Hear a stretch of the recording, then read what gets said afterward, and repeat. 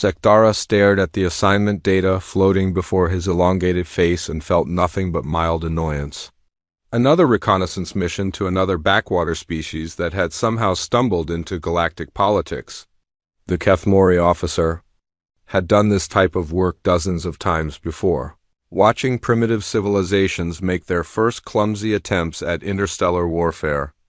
It was always the same story with predictable endings. The humans had joined the Galactic Confederation only 3 cycles ago, barely enough time to understand basic hyperspace navigation, let alone the complex art of space combat.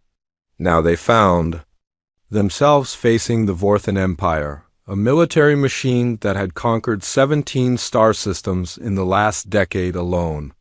The outcome seemed so obvious that Zekthara wondered why the Confederation bothered with formal observation at all. Commander Velcrum entered the briefing chamber with the familiar clicking of his crystalline exoskeleton against the metal floor.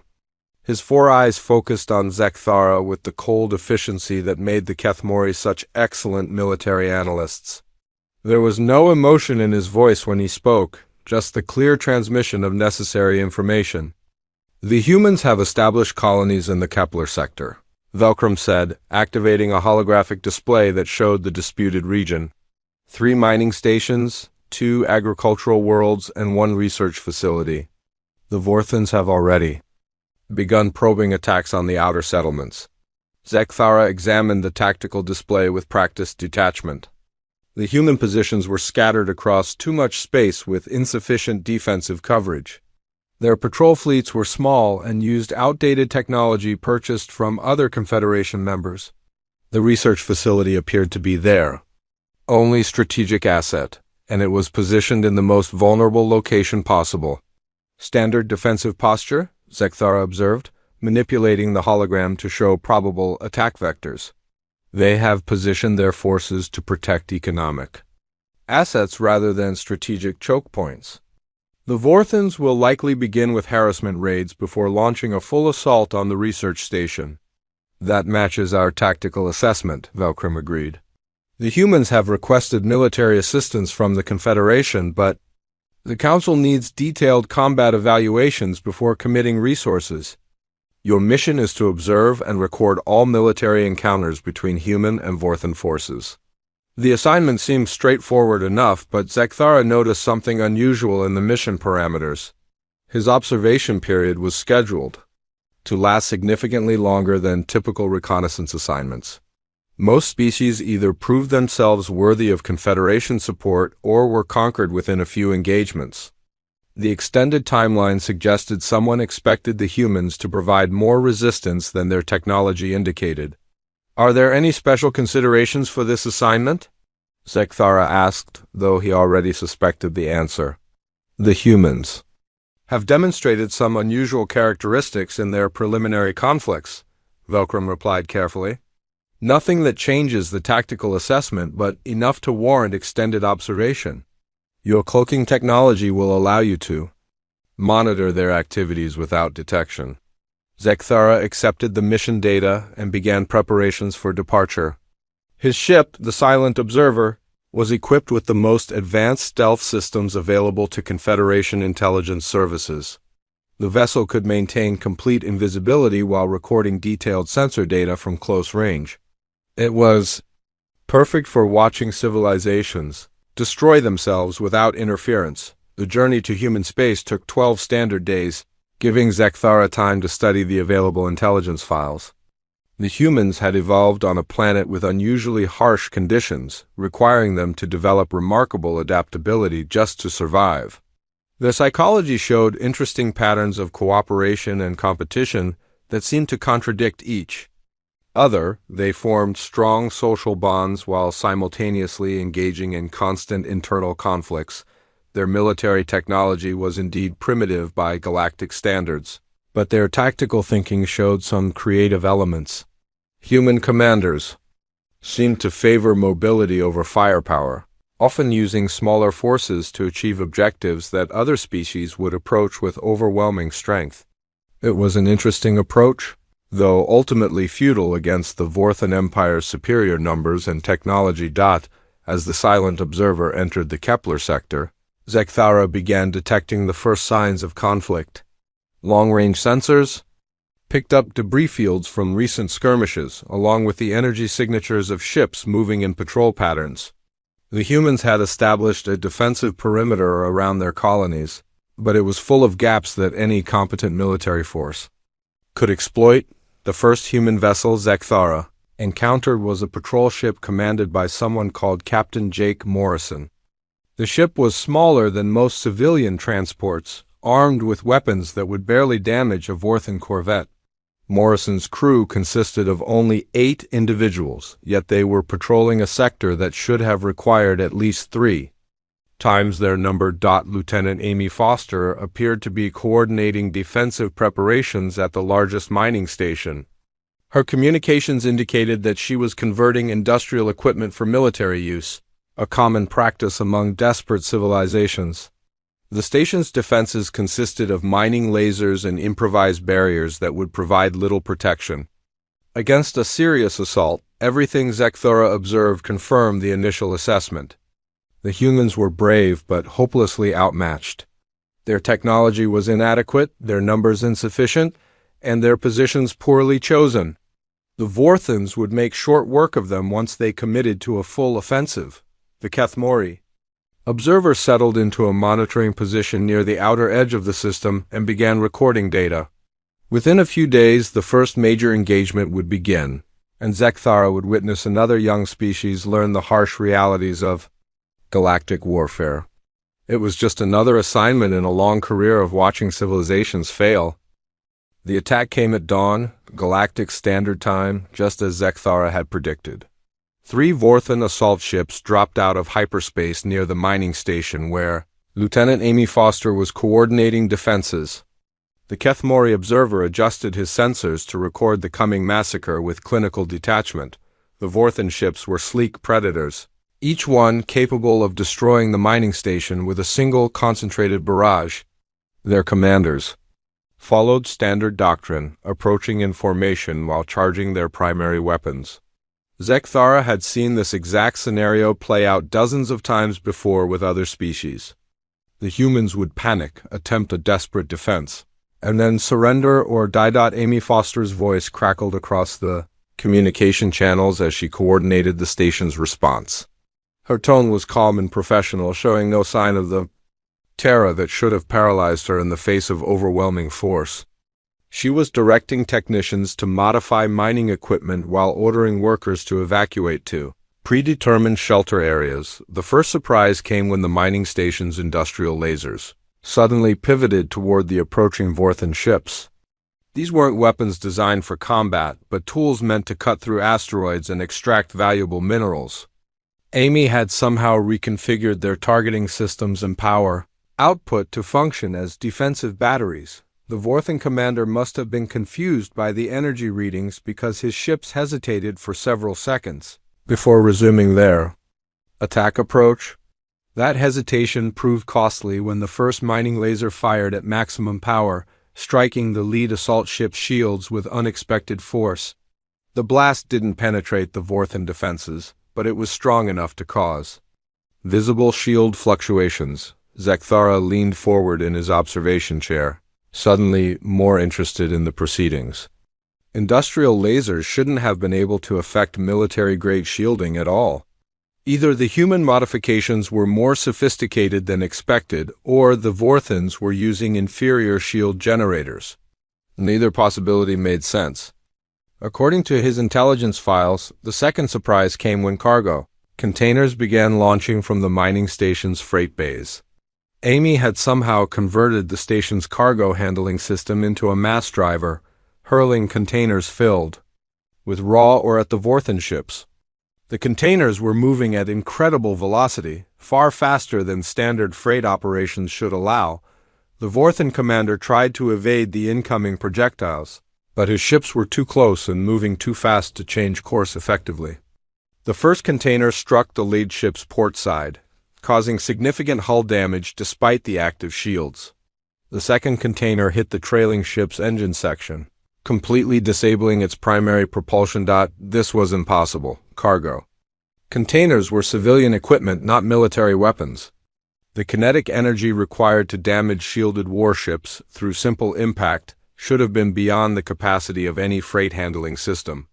Yet somehow Amy Foster had found a way to make it work. The third surprise came when Captain Jake Morrison's patrol ship appeared behind the Vorthen formation. His tiny vessel should have been detected long before it could reach attack position, but somehow he had managed to approach unnoticed. His ship's weapons were still inadequate for serious combat, but he wasn't trying to destroy the Vorthen ships. Instead, Morrison launched a spread of what appeared to be standard missiles toward the disabled Vorthen vessel. The missiles struck the ship's hull and immediately began releasing clouds of metallic particles. Within seconds, the Vorthen ship's sensors were completely blinded by the expanding cloud of chaff and debris. The fourth surprise came when more human ships began appearing throughout the system. These weren't military vessels but converted civilian craft that had somehow avoided detection by Vorthen sensors. Freighters, mining ships, and even passenger transports were converging on the battle zone from multiple directions. Each civilian vessel had been modified in ways that defied conventional thinking. A freight hauler was using its cargo bay as a missile launcher. A passenger liner had somehow converted its life support system into a jamming array. A mining ship was firing clouds of processed or that interfered with Vorthen targeting systems. The Vorthen commander tried to maintain formation discipline, but his ships were being attacked from too many directions by weapons that shouldn't have existed. His tactical computers couldn't process the threat assessment data because the human weapons didn't match any known configuration in their databases. Amy Foster's voice continued to coordinate the defense, directing the improvised fleet with precision that suggested months of planning rather than desperate improvisation. She was treating industrial equipment like military hardware, using mining techniques as combat tactics, and somehow making it all work together. The fifth surprise came when Commander Lisa Hayes led a boarding party toward the damaged Vorthen ship. Her team was using modified maintenance pods to approach the enemy vessel, equipment that was never designed for combat operations. The pods were too small and too slow to be effective assault vehicles, yet they were somehow avoiding the Vorthen point defense systems. Hayes and her team reached the Vorthen ship's hull and began cutting through the armor with industrial tools. They were using the same equipment that Amy had employed to modify the mining station, but now they were applying it to breach military-grade defenses. The cutting process should have taken hours, but the human tools were somehow working with impossible efficiency. Within minutes, the boarding party had penetrated the Vorthen ship's interior. Hayes was leading her team through corridors designed for a completely different species, using human adaptability to navigate alien architecture. They were learning to operate Vorthen technology in real time, figuring out control systems that should have required years of study. The battle ended with the complete capture of 2 Vorthen assault ships and the destruction of the third. The humans had achieved victory using nothing but modified civilian equipment and tactical thinking that violated every principle of conventional warfare. Zekthara sat in stunned silence, reviewing the recorded data with growing amazement. Everything he had witnessed was impossible according to established military doctrine, yet the evidence was undeniable. The humans had somehow found ways to make inadequate technology perform beyond its design parameters. This wasn't just luck or desperation. The humans had demonstrated systematic creativity in converting civilian resources into military assets. They had shown tactical flexibility that allowed them to adapt to changing conditions in real time. Most importantly, they had proven capable of learning alien technology fast enough to use it effectively in combat. The Kethmori observer began to suspect that his assignment would be far more interesting than originally anticipated. The news of the mining station victory spread through Vorthen Command faster than Zekthara expected. Within 2 standard days, a full invasion fleet was assembling near the edge of human space. The Kethmori observer counted 47 warships, including 3 heavy cruisers that could reduce entire planets to ash. This was no longer a simple raid, but a full military response to what the Vorthens clearly saw as an unacceptable humiliation. Zekthara followed the fleet as it moved toward New Kansas, an agricultural world that housed nearly 2 million human Colonists.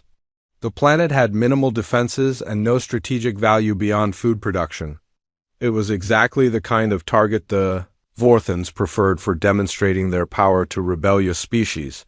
Colonel Ben Parker commanded the planetary defense forces, though calling them forces was generous. His military assets consisted of 12 outdated fighters, 6 patrol boats, and whatever weapons could be improvised from farming equipment. Against a fleet of 47 warships, the defense should have lasted approximately 15 minutes. The Vorthon Fleet Admiral clearly expected quick victory because he broadcast surrender demands before beginning the assault. His message was standard procedure, offering the humans a chance to submit peacefully before facing complete destruction.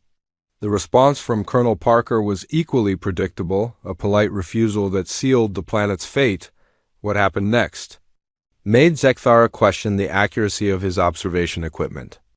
As the Vorthon fleet entered the system, the planet's agricultural infrastructure began transforming itself into a military installation. Irrigation systems became defensive networks, crop harvesters turned into mobile weapons platforms, and grain silos opened to reveal hidden missile batteries. The transformation was happening too fast to be improvised. The humans had been planning this defense for weeks, converting their farming equipment into weapons while maintaining the appearance of peaceful agricultural activity. Every piece of civilian machinery had been designed with dual purposes that weren't apparent until they were needed. Dr. Maria Santos was coordinating the biological defense systems from a research station that should have been evacuated days ago. Instead of fleeing, she was working with samples of local plant life to create countermeasures against Vorthon bioweapons. Her laboratory was using agricultural chemistry to develop military applications that shouldn't have been possible. The first Vorthon landing craft touched down in what appeared to be an undefended farming region. The soldiers expected to encounter terrified civilians and minimal resistance. Instead, they found themselves surrounded by farmers, who moved like trained soldiers and fought with weapons that looked like farming tools but functioned like military equipment. Sergeant Tim Rodriguez was leading one of these civilian units, men and women who had been growing crops just days earlier. His people were using modified tractors as assault vehicles, wielding harvesting blades as close combat weapons, and throwing fertilizer compounds that exploded like grenades. They were fighting with the desperate efficiency of people defending their homes. The Vorthon ground forces had superior armor and weapons, but they were facing an enemy that knew every field, every barn, and every irrigation ditch on the planet. The humans were using their intimate knowledge of the terrain to create ambush points and escape routes that didn't exist on any tactical map. Meanwhile, the orbital battle was developing into something that defied every principle of space combat. The human patrol boats were using the planet's gravity well to slingshot themselves at impossible velocities, turning their small size into an advantage by becoming nearly impossible to target. They were firing weapons that appeared to be modified mining charges, creating explosions that damaged Vorthon shields through sheer kinetic force. The grain silos were launching missiles that shouldn't have existed, projectiles that moved too fast and hit too hard to be civilian equipment. Colonel Parker had somehow convinced the agricultural corporations to help him convert food storage facilities into hidden weapons depots.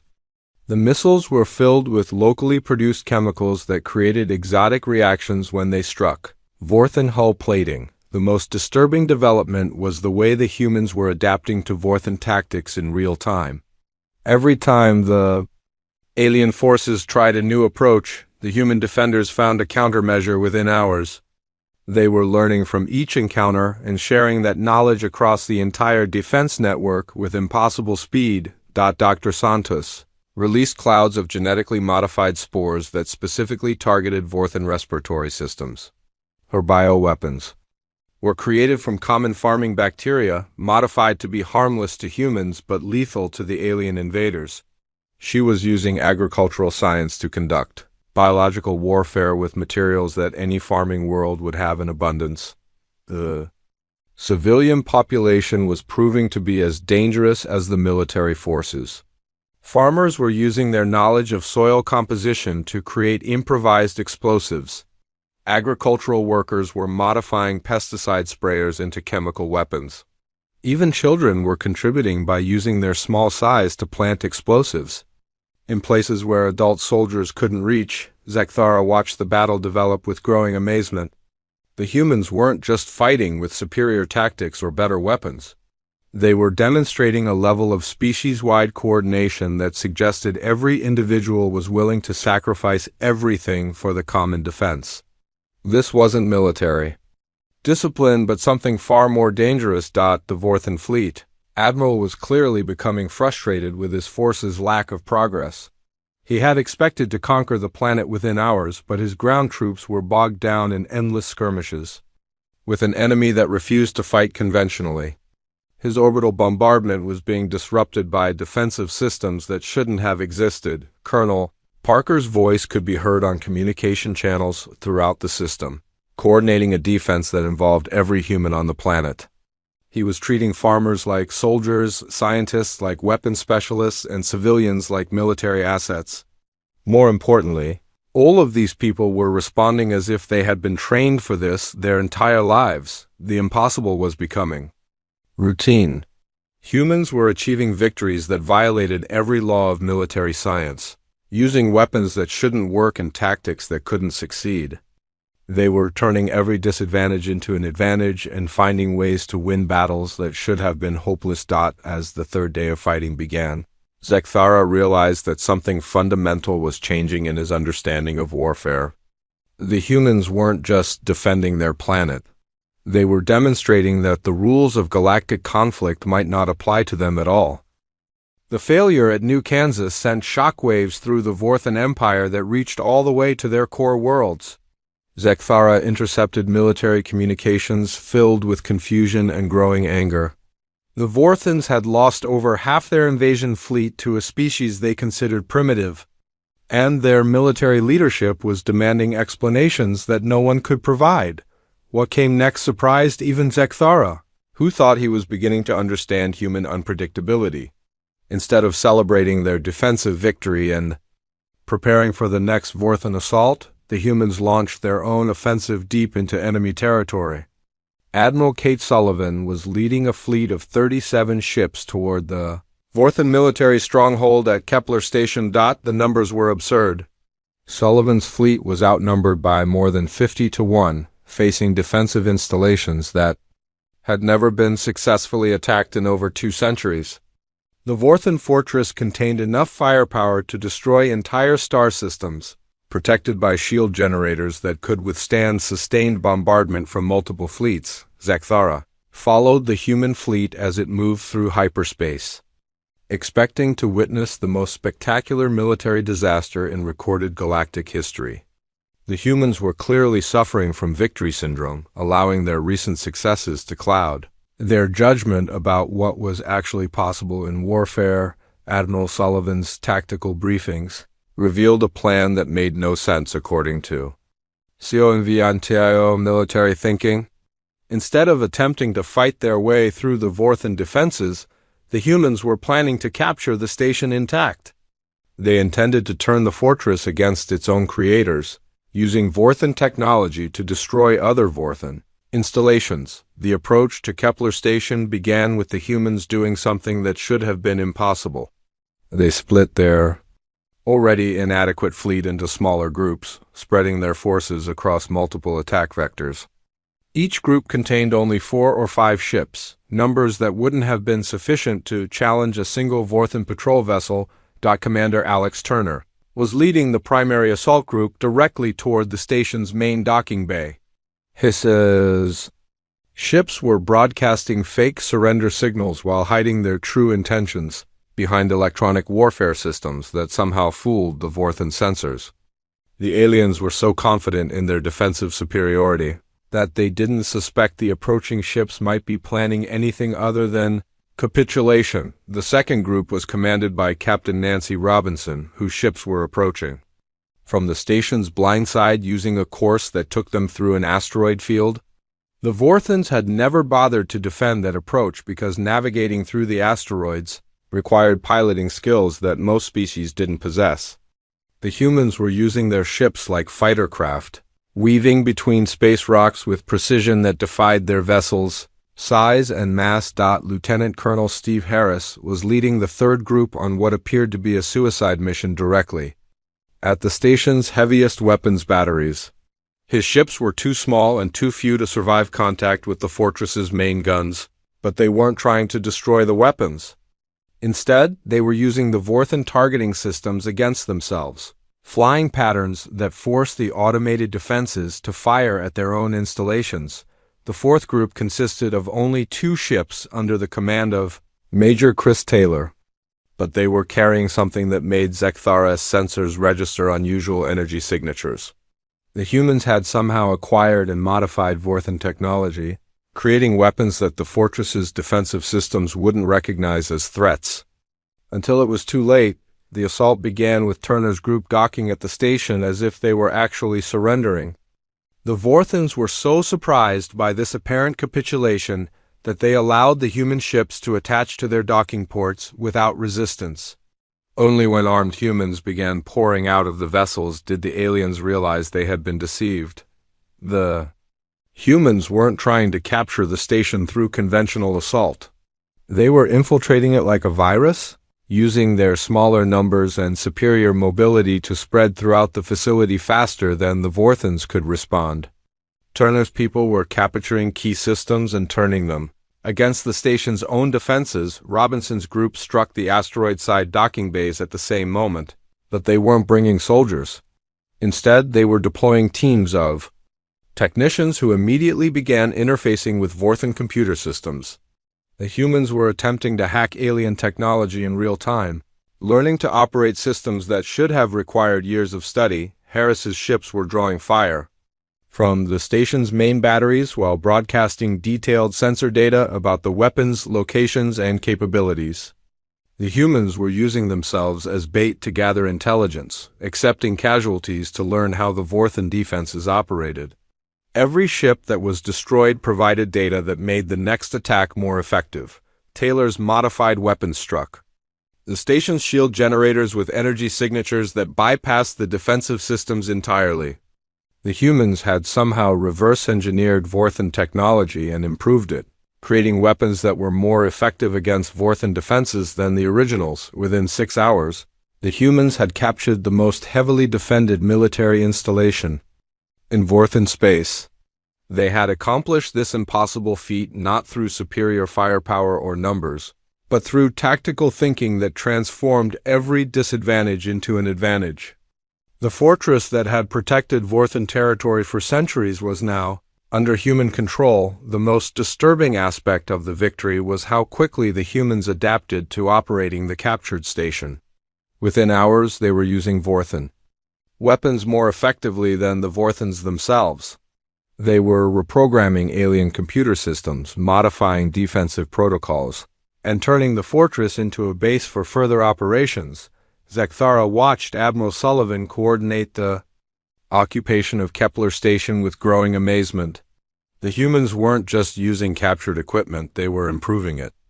Their modifications were making Vorthan technology more efficient, more powerful, and more adaptable than the original designs. The strategic implications were staggering. The humans had demonstrated that they could not only defeat superior forces, but could also assimilate and enhance alien technology faster than anyone thought possible. They were proving that the rules of galactic warfare didn't apply to them because they were constantly creating new rules. The Kathmori observer realized that his species' analytical approach to conflict was becoming obsolete. The humans weren't following predictable patterns or logical strategies. They were improvising solutions to impossible problems and somehow making those solutions work consistently. As reports of the station's capture spread through both human and Vorthan space, Zekthara began to understand that he was witnessing more than military victories. The humans were demonstrating a fundamental difference in how they approached conflict, survival and adaptation that would change the balance of power in the galaxy forever. The capture of Kepler Station marked the beginning of something that Zekthara had never witnessed in his long career of observing galactic conflicts. The humans didn't stop with their impossible victory, but used it as a launching point for an assault on the Vorthan core worlds themselves. General Patricia Webb was assembling a combined fleet that included not only human vessels but also captured Vorthan ships operated by human crews. The strategic audacity was breathtaking. The humans were planning to attack the Vorthan homeworld of Vorth Prime, a planet that had never been successfully invaded in the 3,000-year history of the Empire. The world was protected by 17 orbital defense platforms, each one capable of destroying entire fleets, surrounded by minefields that stretched across multiple planetary orbits. Zekthara calculated the odds of success and found them so low that his analytical systems registered the attempt as statistically impossible. The humans would be facing not just the orbital defenses, but also the entire Vorthan home fleet, nearly 400 warships that included some of the most advanced vessels in galactic space, yet General Webb was proceeding with preparations as if victory was merely a matter of proper planning. Her briefings revealed an understanding of Vorthan psychology and military doctrine that seemed impossibly detailed. The humans had learned more about their enemies in a few months of fighting than most species discovered in decades of peaceful contact. Major Chris Taylor was leading the ground assault forces that would somehow have to overcome planetary defenses designed to repel invasion armies numbering in the millions. His troops consisted of fewer than 50,000 soldiers equipped with a mixture of human and captured Vorthan equipment. They were planning to conquer a planet defended by over 2 billion military personnel. The assault began with something that made Zekthara question everything he thought he understood about space warfare. Instead of attacking the orbital platforms directly, the human fleet started broadcasting what appeared to be surrender negotiations. General Webb was offering to discuss terms for ending the conflict, requesting safe passage to approach the planet for diplomatic talks. The Vorthans were suspicious but intrigued by the possibility of forcing human surrender without having to fight for it. They allowed Webb's fleet to approach within the outer defensive perimeter while maintaining weapons locks on every human vessel.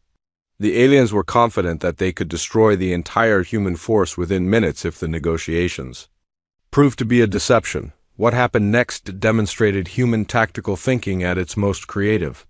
Captain Nancy Robinson was commanding a group of ships that appeared to be diplomatic vessels but were actually mobile factories.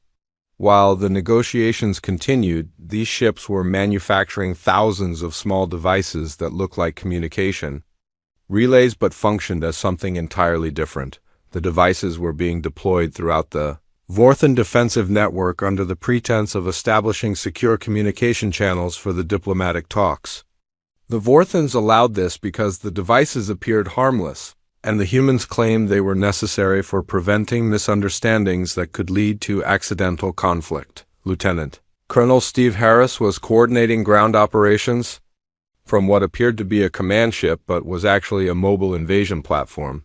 His vessel contained specialized equipment for rapid planetary assault, disguised as diplomatic communication gear. The humans were preparing for immediate ground deployment while maintaining the fiction of peaceful negotiations. The transformation happened so quickly that the Vorthans had no time to respond effectively. The communication devices revealed themselves to be sophisticated jamming systems that disrupted the coordination between orbital platforms. The diplomatic vessels opened to release swarms of small craft that immediately began attacking critical system nodes throughout the defensive network. Harris's ground forces were already deploying to the planet's surface before the Vorthans realized that the negotiations had been an elaborate deception. The humans were using drop pods disguised as diplomatic shuttles, landing in locations that had been identified during the approach phase as weak points in the planetary defense grid. The most remarkable aspect of the assault was how the humans coordinated their attacks across multiple theaters simultaneously. They were fighting orbital battles while conducting ground operations, while maintaining cyber warfare against Vorthan computer systems. Every action supported every other action in ways that created cascading failures throughout the enemy defense. Major Taylor's ground forces weren't trying to capture territory in the conventional sense. Instead, they were targeting the psychological foundations of Vorthan resistance. His soldiers were broadcasting messages in perfect Vorthan language, offering surrender terms that were more generous than the aliens had ever received from any enemy. The humans had learned that Vorthan society was built on the assumption of military superiority. When that assumption was challenged by impossible human victories, the entire foundation of their civilization began to crack. Taylor's forces were exploiting this weakness by demonstrating that continued resistance would only result in more impossible defeats. Dr. Maria Santos had somehow made her way to the planet's surface and was working with local Vorthan scientists to develop solutions to problems that the war had created. She was treating former enemies as colleagues, using their knowledge to help repair damage that the conflict had caused to civilian populations. The ground fighting was unlike anything Zekthara had observed in his studies of galactic warfare. The humans weren't trying to kill every enemy soldier, but were instead offering alternatives to continued fighting. They were demonstrating that surrender led to better treatment than most Vorthans received from their own government. Captain Robinson's ships were providing orbital support that selectively targeted military installations while carefully avoiding civilian areas. The humans were fighting a war of precision that minimized collateral damage while maximizing psychological impact. They were showing the Vorthan population that human victory meant liberation rather than conquest. Within 72 hours, the Vorthan government was requesting terms for ending the war. The humans had achieved in 3 days what should have required years of fighting and millions of casualties. They had conquered the most heavily defended world in the galaxy by convincing its defenders that resistance was futile. General Webb's response to the surrender request revealed the true nature of human strategic thinking. She wasn't demanding unconditional capitulation, but was offering partnership in creating a new kind of galactic civilization. The humans wanted to transform their enemies into allies rather than simply defeating them. Zekthara realized that he was witnessing the emergence of a species that would fundamentally change the nature of galactic politics. The humans weren't just superior warriors, but were demonstrating new approaches to conflict resolution that made traditional conquest obsolete. The war was ending not with the destruction of the Vorthan Empire, but with its transformation into something unprecedented in galactic history. The war ended not with destruction, but with transformation, and Zekthara found himself struggling to understand what that meant for the galaxy. The Vorthan Empire had formally surrendered, but the humans were treating the defeated aliens as partners rather than conquered enemies. General Webb was working with former Vorthan military leaders to establish new forms of government that combined human adaptability with Vorthan organizational skills. The changes were happening faster than anyone thought possible. Former Vorthan worlds were requesting to join the Human Alliance, not because they were forced to, but because they wanted access to human technology and thinking. The species that had terrorized the galaxy for centuries was now eagerly learning from the newcomers who had defeated them so completely. Zekthara spent weeks reviewing the recorded data from his observation mission, trying to compile a report that would make sense to the Galactic Confederation leadership. Every analysis led to the same impossible conclusion. The humans had rewritten the fundamental rules of warfare. By refusing to accept that any situation was truly hopeless, the technical specifications were clear enough. Human technology remained inferior to most galactic standards, but their ability to modify and improve existing systems was unmatched. They could take equipment designed for one purpose and adapt it for completely different functions within hours. More importantly, they could teach these skills to other species with remarkable efficiency. Captain Jake Morrison was now commanding a mixed fleet of human and former Vorthan vessels, with crews that included members of both species working together, as if they had been allies for years. The integration was proceeding so smoothly that it seemed natural rather than forced. The humans had somehow convinced their former enemies that cooperation was more beneficial than continued conflict. Lieutenant Amy Foster had been promoted to oversee the integration of civilian populations on former Vorthan worlds. Her work involved teaching human techniques for converting civilian infrastructure to military use, but also showing how the same principles could be applied to peacetime development. She was demonstrating that human adaptability could create prosperity as effectively as it created victory. Dr. Maria Santos was leading joint research projects that combined human creativity with Vorthan scientific knowledge. The results were technological advances that neither species could have achieved alone. Her teams were developing medical treatments, agricultural improvements, and industrial processes that were already being adopted throughout the galaxy. The political implications were staggering. The Galactic Confederation was receiving requests from dozens of species who wanted to establish closer relationships with humanity. Everyone wanted access to human military advisors, human technology specialists, and human diplomatic expertise. The newcomers were becoming the most sought-after allies in galactic politics. Zekthara's own species was experiencing changes that made him uncomfortable. The Kethmori had always prided themselves on emotional detachment and analytical thinking, but exposure to human methods was causing some of his people to question whether those approaches were actually superior. Young Kethmori were requesting assignments to human space, eager to learn from the species that had accomplished so much in such a short time. The most disturbing aspect of the human transformation of galactic politics was how they were changing the definition of victory itself. Traditional conquest involved the defeat and subjugation of enemies, but the humans were demonstrating that converting enemies into allies was far more profitable. They were creating a new model of expansion based on cooperation rather than domination.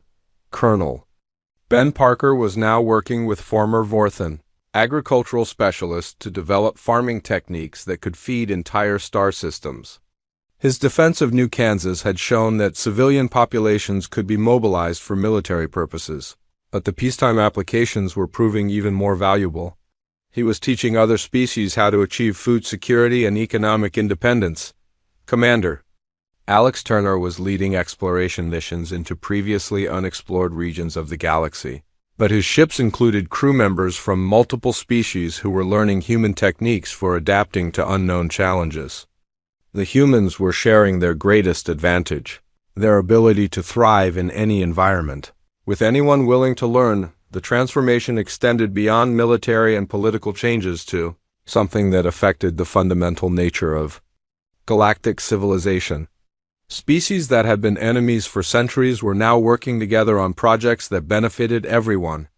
The humans were serving as mediators, teachers, and partners in creating forms of cooperation that had never existed. Before Zekthara realized that his mission had become something entirely different from what was originally intended. He was no longer recording the military capabilities of a new species, but documenting the emergence of a civilization that would change everything about how galactic politics functioned. The Kethmori observer found himself facing a choice that would have been unthinkable when his mission began. He could return to his homeworld and submit a report that would be classified and forgotten, or he could request permanent assignment to human space and continue learning from the species that had transformed his understanding of what was possible. The decision was easier than it should have been. Zekthara had been changed by witnessing human warfare, infected by human concepts of hope, sacrifice, and continuous improvement. He could no longer view conflicts as simple matters of statistics and tactical analysis because the humans had shown him that every situation contained possibilities that analytical thinking couldn't detect. His request for permanent assignment was approved within days, but not for the reasons he expected. The Confederation leadership wanted to maintain observers in human space, not to gather intelligence about a potential threat, but to learn from teachers who could help other species develop similar capabilities. The irony was perfect. Zekthara had been sent to watch humans fight and had learned that they were far more dangerous in peace than they had ever been in war. Their ability to transform enemies into allies, to find solutions to impossible problems, and to continuously adapt to new challenges made them the most valuable partners anyone could hope to acquire. The title of his final report would read exactly as his mission had been named, but the meaning had changed completely. He regretted going not because the assignment had been difficult or dangerous, but because witnessing human potential had made it impossible for him to return to his old way of thinking about the universe. The humans had won more than a war. They had demonstrated that victory could mean transformation rather than destruction, that strength could be measured by the ability to create rather than the capacity to destroy, and that the greatest conquest was convincing others to willingly become better versions of themselves. Zekthara would spend the rest of his career learning from the species that had taught the galaxy what it meant to truly win.